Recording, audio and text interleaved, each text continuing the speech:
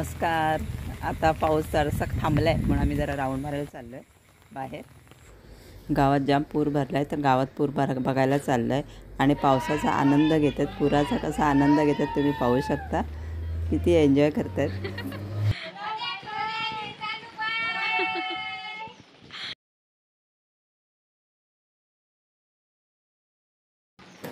बापरे, बघा पूर किती भरलाय. तो जिकडे बघाल तिकडे पाणीच पाणी दिसते. सगळीकडे पाणीच पाणी.